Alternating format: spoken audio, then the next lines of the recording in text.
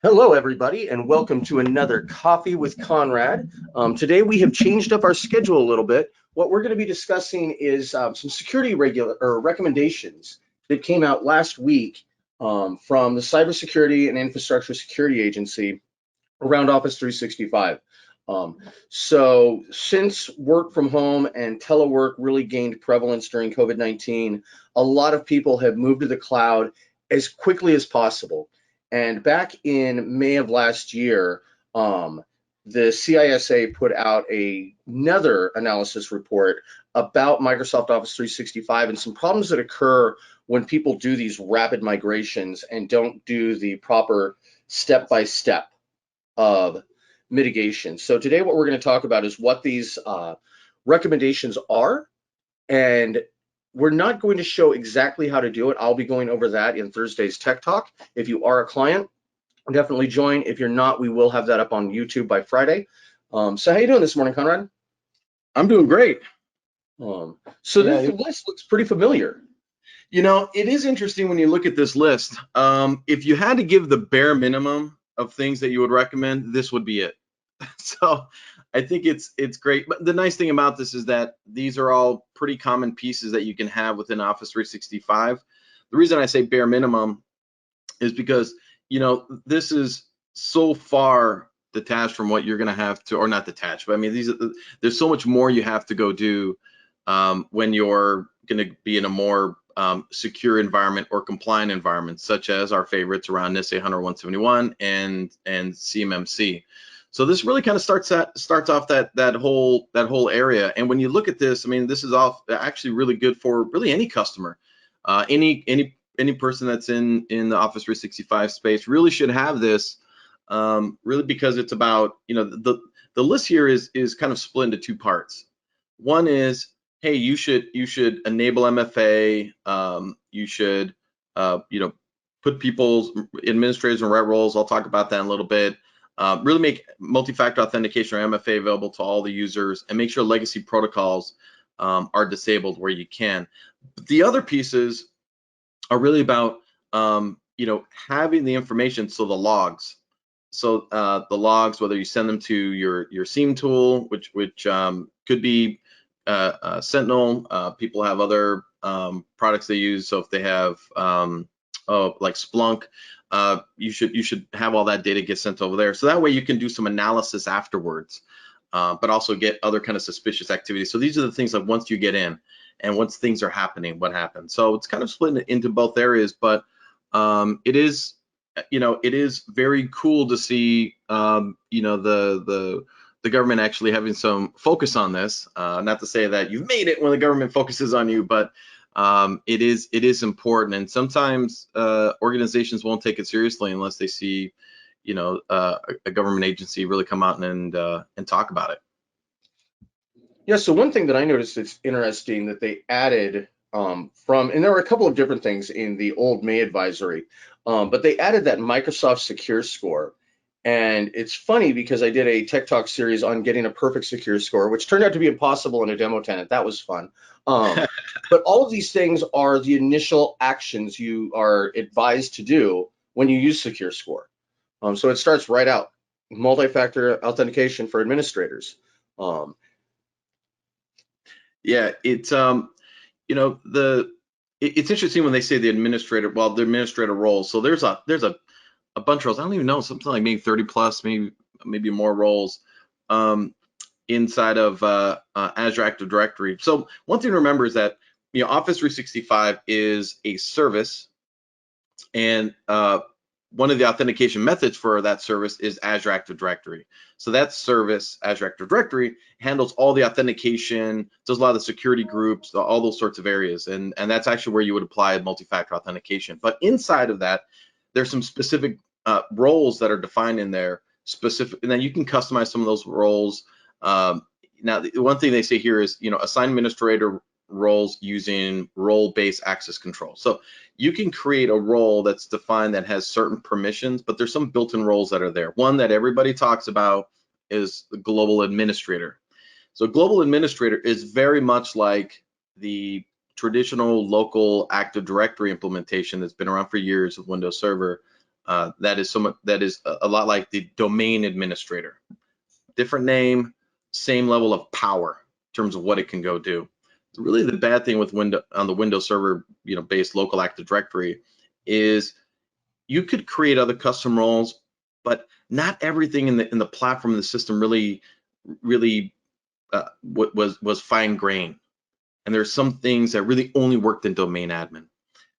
The nice thing in that now with Azure Active Directory and all the other services that you can actually create these roles, or there's some even built-in roles, such as user management. This is a person that you'd want to reset passwords, create groups, put people in groups, create users, but you don't necessarily want them to reconfigure your security policies. Oh, there's a security admin role that can do that. So you can start to segment those areas of what you want based off some of those built-in roles, or you can create other defined security groups and define a role based off that. So you get to really kind of split this up in really the best way. And I'll tell you, anybody that's starting off, it's an Office 365 world, if you have more than one administrator, you should start off where those people have the least amount of privilege as possible. Again, in the past, we've always said that, by we I say the greater IT industry, but now you really can do it this way and make them explain it. And then if you have the license Azure Active Directory P2, which is a part of EMS or Enterprise Mobility Plus Security E5, which is a part of Microsoft 365 E5, if you have that ability, there's PIM, which you talked about in the past, privileged identity management, so you can keep them at a very low rate and make them request to go higher. Anyway, I'm trailing off into these things, but these are the next level of controls that you can have. But even at a base, you should start off by assigning administrators only to the lowest level role that they have, and then really turn on the logging. Now, logging is a topic that I know, Sean, we're probably gonna have to do here in the future, because I think we talked about it a little bit. But the problem in the past with logging was every system logged differently. They all were in different stores. They were in different formats. It was very, very challenging to get good logs, to get consistent logs, to get log availability, and then even know how to do it. Now to be able to get those logs put into log analytics in Azure, which is really the place where we would want to store them, and then being able to then query it and put into a nice dashboard that you can send reports or click through it if you want using Power BI. It's just phenomenal. And these are some of the services that we have rolling out ourselves. But these basic areas are really, really key. You would think, well, why aren't these things just always turned on? Because they're options. You may be in a place where you don't want MFA turned on, or maybe you're using a third party. Maybe you're now logging in through Azure Active Directory. You still have the users in there, but we're using, something like Okta or something else to do log on, and it's doing those things. Which, you could do that, but there's so much built into the platform here that people should be doing this. Now, doing this by itself does not make you NIST 800-171 compliant. It does not make you ready for CMMC, but if you're not even in that government space, these are still really important things that you should go do. And all of these, except for the last one, because not everybody has the same, are really things that we do as part of standard offerings when we deploy new services for customers. And it's really something that you should ensure and ask your administrator to validate that they have these things configured and deployed. Yeah, well, that's interesting when you're talking about where you wouldn't enable multi-factor authentication. And that feeds into that disabling legacy protocol authentication. So that's SMTP, POP3, IMAP, and where I've seen those still used are line of business apps that use emails to send reports. And so you can't do a global just deny legacy authentication, but you can deny it for everybody and build in exceptions for those line of business apps. And then you probably want to do something about fixing the way they're communicating. There's too many good solutions out there that don't require these antiquated protocols that make it really easy for somebody to just come in through the internet and log into these email accounts. Yep. Yeah, I mean, it's interesting. Anytime you decide to remove an endpoint or remove a legacy protocol authentication, there's always this big worry. Oh my God, what if things break? Good. Screen testing.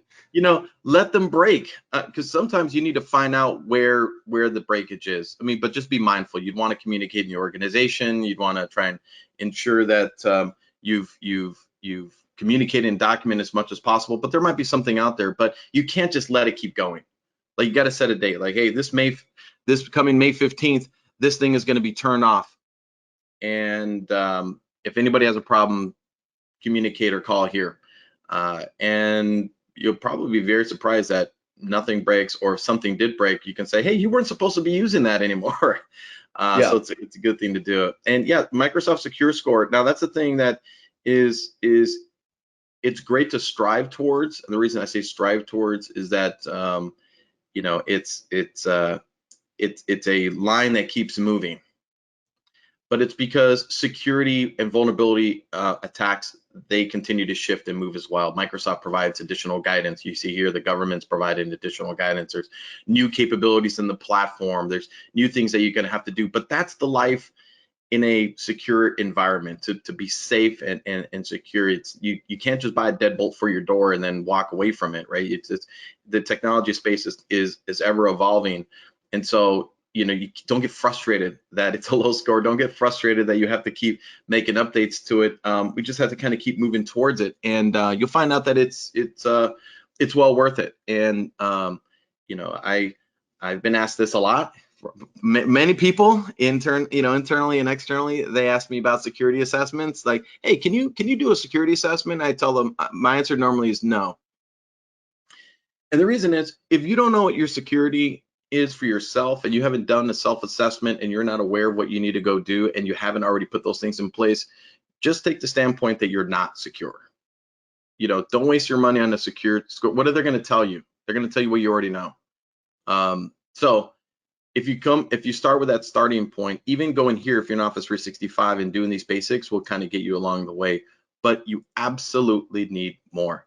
And the other part that I hear is like, who's going to attack me? You don't know who's going to attack you. And they're not really targeting you. They're targeting your exposed endpoints. They're targeting your exposed, they find your domain.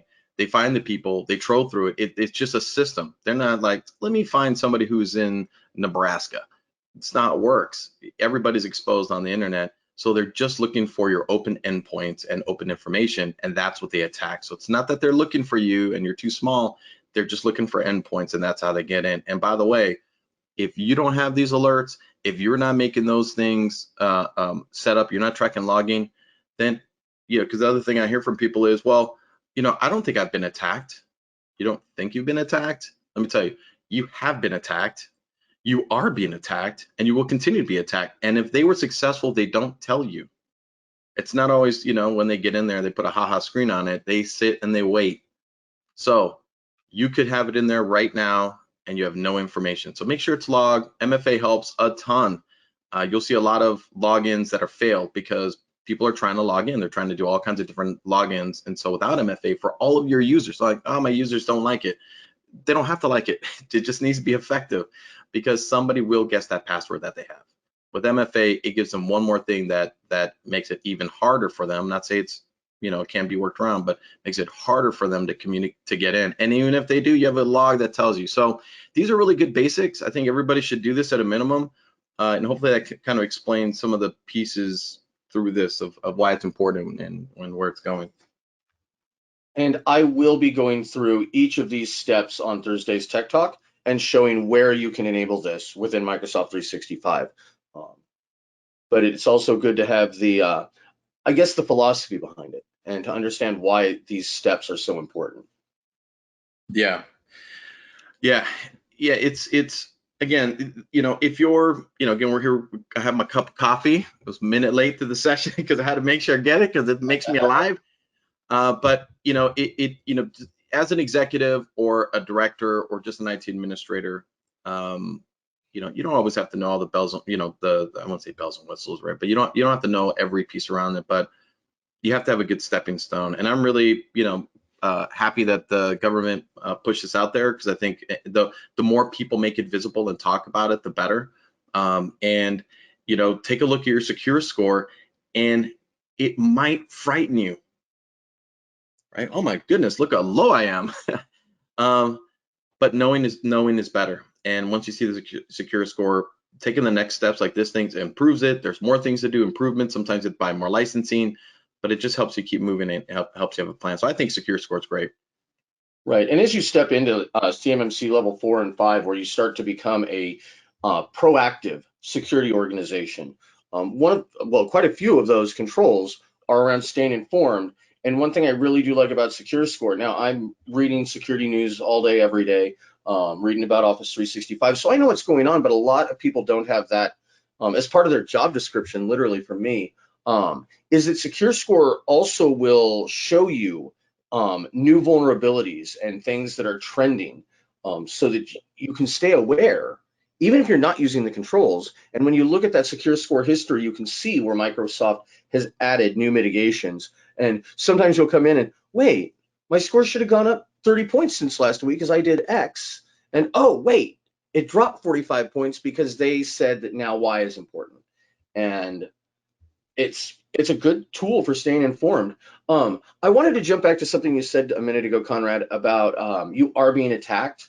And so years ago, Robert Mueller, when he was head of the FBI, said there are only two types of companies: those that have been hacked and those that will be hacked. And about 4 or 5 months later, John Chambers, who was the CEO of Cisco at the time, changed that and said there are only two types of companies: those that have been hacked and those that don't know that they've been hacked. I think that's kind of funny coming from Cisco, but I love that quote. Yeah, it's and it's true. Being it's just not something you can just turn your back on or turn a blind eye to, because the risk is just too high. And again, I know there's the those people out there that that will say, well, see, this is what happens when you go to the cloud. 1,000% disagree with you. Okay, if you have an email server in a fortress, the only way that thing gets email in and out is through the internet. Whether you're in the cloud or on-prem or in a colo, all of your stuff is available anyway. And to those that think, well, we have a VPN, you don't think they know how to try to attack VPNs? They just need one endpoint. If they can send an email in, if they can go to a web page, if there's any traffic that goes through the internet, if your people actually go out to the internet, you have exposure. But look, we're in a remote world now. So, there's just so many endpoints that are out there. So the thing is that with the cloud and with Microsoft Office 365 and there's just so many tools just like this that makes it even better, where trying to do this on-prem is just way too hard and the resources are not always available. So this stuff is good. Awesome. Thank you, Conrad. As a reminder, you can ask questions there in the questions pane. I'm pulling that up right now to see if there have been any questions. We've got one, it looks like. All right. Are there options and, whoops. Oh, are these options an original part of Office 365? Do we have to pay extra for them? If our IT vendor turns on these features, should we be charged extra for the service, or should all of this have been done at the inception of Office 365? That's a really good question.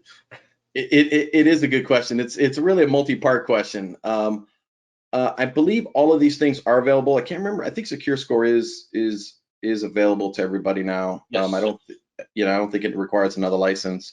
If you have a SIEM tool, then obviously you have to pay for that. I do believe all of these things are part of it. I can't remember around the suspicious activity, but I think that's also part of Azure Active Directory.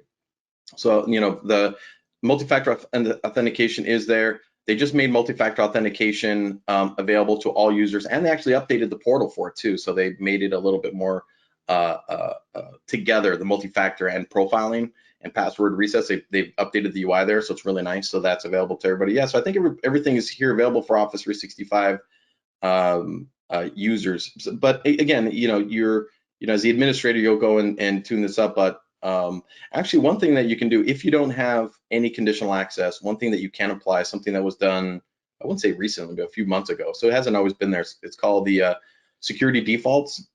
If you go in Azure Active Directory and you click on, see if I can do this by memory. You open up, log into the Azure portal at portal.azure.com. You need to do this as a global administrator. Sorry, but you have to be that for this function. You go into Azure Active Directory, click on properties, and if you look at the pane at the bottom, you'll see something that says security defaults. And when you click it, the little pane on the right will open up and it'll tell you about it. It will actually enable multi-factor for the administrators and multi-factor for, authentication for the users and a bunch of other security items. So I would take a look at using that if you don't have anything deployed. If you were deployed a long time ago, that feature wasn't there. If it was deployed a long time ago, multi-factor might have not been enabled for all users because maybe the licensing. So I would say it just depends, right, at the timing. And should they charge you extra for it? If you don't have any of it deployed and you want to put in some of these things, just like when you start on multi-factor, there's only like a window of 14 days that users can log in without it, but normally it'll challenge them and tell them to reset it because you want to do other things. Anyway, it just like role assignments, you'll want to talk about it. Like, who are the right people? What are the right roles? What do you put them into? Oh, you have the Azure AD P2 license, then maybe we should use PIM to do that so they can elevate when they need to. So I think in terms of your provider, and it just depends because some of these things you may want to have a conversation around it. And I'll tell you, anytime you go to a provider, like sometimes I feel like, well, you call me a half hour my time or an hour my time, yeah, it should cost you money because all these things I have a lot of questions. We'll give guidance, so that's always worth it. If you have a provider that knows their stuff, it's worth their time, even if you're going to do it yourself. So a little bit of guidance would be okay. Excellent, thank you, Conrad. All right, and I'm not seeing any other questions come up, and we are very close to the top of the hour. So I think that's it for this week. Thank you very much, Conrad. You bet. For those of you watching online, of course, we do add these to YouTube the day of. You can register to join us live at agilit.co/CWC, and these are every Tuesday and Thursday at 9:30 a.m. Pacific time. Thank you very much, everybody, and have a great day. Thanks, everybody.